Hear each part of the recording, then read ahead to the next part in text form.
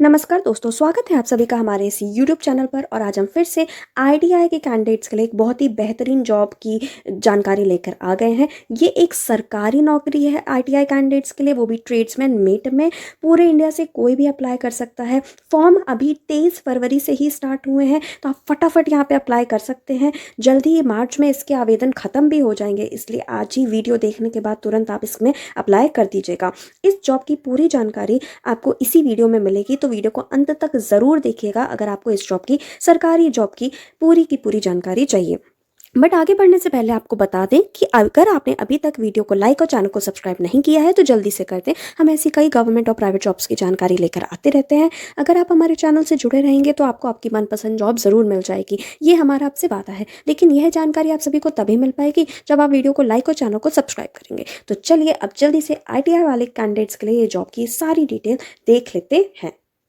तो ये रहा IREL इंडिया लिमिटेड का ऑफिशियल नोटिफिकेशन, जो कि गवर्नमेंट ऑफ इंडिया की अंडरटेकिंग है और डिपार्टमेंट ऑफ एटॉमिक एनर्जी के अंडर ये आता है। सो काफ़ी जेन्युइन जगह है जहाँ पे आपकी जॉब लगने वाली है और गवर्नमेंट की अंडरटेकिंग है। सो बहुत ही अच्छी बेनिफिट्स भी आपको इसमें देखने को मिलेंगी।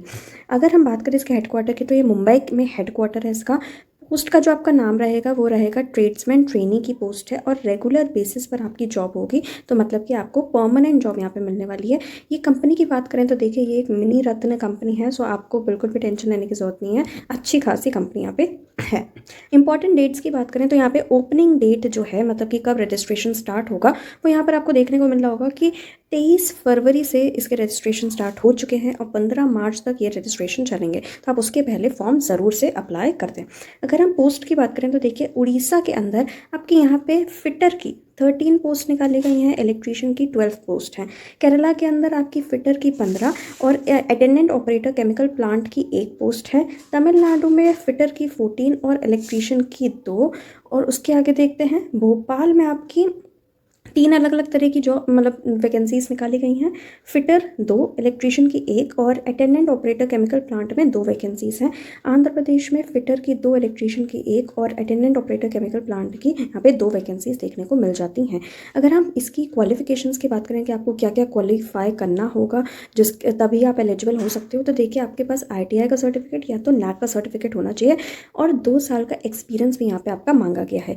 एज जो मैक्सिमम यहाँ पे रखी गई है वो है 35 ईयर्स, तो आपकी इतनी एज, इससे ज़्यादा एज नहीं मांगी गई है। हाँ, जो बाकी नॉर्मल OBC और SC ST को एज रिलैक्सेशन दिया जाता है वो यहाँ पे भी आपको आराम से दिया जाएगा। स्टाइपेंड की बात करें तो यहाँ पे 20,000 रुपीज़ आपको ट्रेनिंग के पीरियड पे स्टाइपेंड देखने को मिलेगी।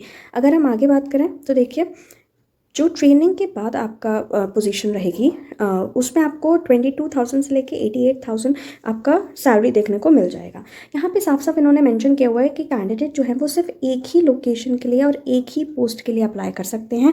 आप एक से ज़्यादा पोस्ट के लिए अप्लाई नहीं कर सकते। अगर आप अप्लाई कर भी देते हैं एक से ज़्यादा पोस्ट के लिए तो आपकी बाकी सारी एप्लीकेशन एकदम रद्द कर दी जाएंगी और जो आखिरी एप्लीकेशन आपने भरी है उसी को माना जाएगा। देखिए, सिलेक्टेड जो कैंडिडेट्स होंगे जिनको सिलेक्शन मिल जाएगा उनको 1 साल के लिए ट्रेनिंग पीरियड पे यहाँ पे रखा जाएगा। आगे बढ़ें तो यहाँ पे और भी कई सारी चीज़ें दी गई हैं इंपॉर्टेंट। तो देखिए, सबसे पहले तो क्वालिफिकेशन डिटेल में भी मेंशन है कि आपको क्या क्या क्वालिफिकेशन चाहिए होंगी। तो ट्रेड्समैन ट्रेनी की जो पोस्ट है, चाहे फिटर या इलेक्ट्रीशियन में, उसमें ITI NAC का फिटर में और इलेक्ट्रीशियन में सर्टिफिकेट आपको चाहिए होगा। 2 साल का एक्सपीरियंस आपके पास होना चाहिए और इलेक्ट्रीशियन ट्रेड के लिए अगर आप अप्लाई करें तो आपके पास वैलिड लाइसेंस भी होना चाहिए, ये कंपलसरी है।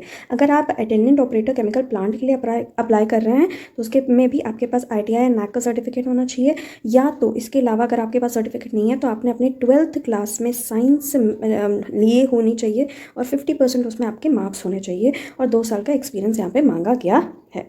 आगे बढ़ के देखते हैं तो देखिए, नॉर्मल रिलैक्सेशन जो SC ST के लिए वो यहाँ पे ऑलरेडी आपको मिलेगा। SC और ST के लिए 5 साल का रिलैक्सेशन और OBC के लिए 3 साल का रिलैक्सेशन है, अपार्ट फ्रॉम जो 35 ईयर्स ऑफ एज लिमिट रखी गई है उसके आगे आपको ये मिलेगा। मोड ऑफ सिलेक्शन की बात करें तो यहाँ पे देखिए, सबसे पहला जो आपका होगा वो रिटन टेस्ट होगा जो कि फर्स्ट लेवल टेस्ट है। उसके बाद स्किल टेस्ट होगा, ट्रेड टेस्ट होगा या साइकोमेट्रिक टेस्ट होगा। तो 2 लेवल्स यहाँ पर बेसिकली रखे गए हैं। जो रिटन टेस्ट होगा वो कंप्यूटर बेस्ड टेस्ट होगा, तो आपको ऑनलाइन ही टेस्ट देना है। जितने भी कैंडिडेट्स हैं वो एलिजिबिलिटी क्राइटेरिया जो भी फुलफिल करते हैं उनको रिटन टेस्ट के लिए बुलाया जाएगा और वो एमसीक्यू के फॉर्म में होगा। जो आपका टेस्ट रहेगा वो हिंदी और इंग्लिश दोनों ही भाषा में रहने वाला है। सो किसी भी इंसान को मतलब कोई दिक्कत नहीं आएगी यहाँ पे। रिटन पेपर की अगर मैं बात करूँ तो ये टोटल 1.5 घंटे का पेपर होगा टोटल मिला के। तो पेपर 1 में आपके 50 ऑब्जेक्टिव क्वेश्चन आएंगे जिसमें आपकी प्रोफेशनल नॉलेज टेस्ट की जाएगी। पेपर 2 की बात करें तो इसमें भी 50 ऑब्जेक्टिव क्वेश्चन आएंगे जिसमें जीके के क्वेश्चन, जनरल अवेयरनेस के question, reasoning, numerical ability, maths यानी कि और इंग्लिश भी यहाँ पे आपकी देखी जाएगी, चेक करी जाएगी और सारे के सारे एमसीक्यू टाइप के क्वेश्चंस आपको देखने को मिलेंगे यानी कि 4 से 5 ऑप्शन होंगे, उसमें से एक करेक्ट आंसर होगा। अगर हम बात करें कि हर क्वेश्चन कितना मार्क्स कैरी करता है तो 1 मार्क्स कैरी करता है और कोई भी नेगेटिव मार्किंग यहाँ पे नहीं होगी। जनरल ईडब्ल्यूएस और ओबीसी के कैंडिडेट्स के लिए मिनिमम 40% मार्क्स लाना कंपलसरी है।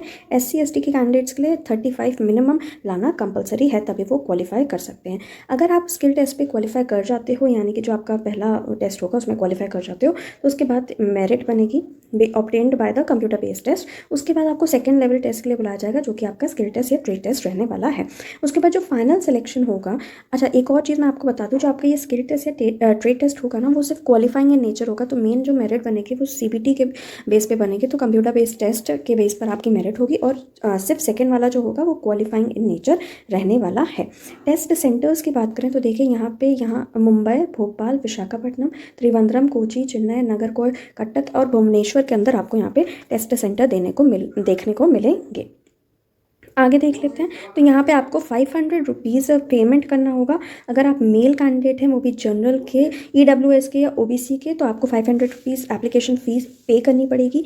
और अगर आप फीमेल हैं या एससी एसटी के कैंडिडेट हैं तब आपको यहाँ पे एग्जेम्प्ट कर दिया गया है फ्रॉम पेइंग द फीस, तो आपको कोई भी फ़ी पे करने की ज़रूरत नहीं है। अप्लाई कैसे करना है तो यहाँ पे देखिए आपको यहाँ पे वेबसाइट एकदम साफ साफ दिख रही होगी www.irel.co.in, तो आप इस पर जाके अप्लाई कर सकते हैं। इस पर जैसे ही आप जाएंगे फिर आपको करियर सेक्शन देखने को मिलेगा, वहाँ के बाद आप अप्लाई ऑनलाइन पे क्लिक कर सकते हैं और पूरा फॉर्म फिलअप कर सकते हैं। आगे बात करें तो देखिए यहाँ पे और कुछ वैसी ऐसी डिटेल दी नहीं गई है। देखिए ये एक इम्पॉर्टेंट चीज़ दी गई है कि अगर आपको इस पूरे प्रोसेस में एप्लीकेशन में कोई भी प्रॉब्लम आ रही है तो यहाँ पे आप डायरेक्ट कंपनी की मेल आईडी है उस पर जाके अपनी प्रॉब्लम लिख कर उनसे कॉन्टैक्ट कर सकते हैं और अपनी प्रॉब्लम बता सकते हैं और आपको सोल्यूशन मिल जाएगा। सो ये रही पूरी जानकारी आपकी IREL की जॉब वैकेंसी के बारे में। अगर आपको ऐसी और जॉब्स के बारे में अपडेट चाहिए तो प्लीज़ हमारे चैनल को सब्सक्राइब करिए, इस वीडियो को लाइक करिए और शेयर ज़रूर करिए ताकि बाकी बच्चों तक भी ऐसी जानकारियाँ हम पहुँचा पाएँ। धन्यवाद।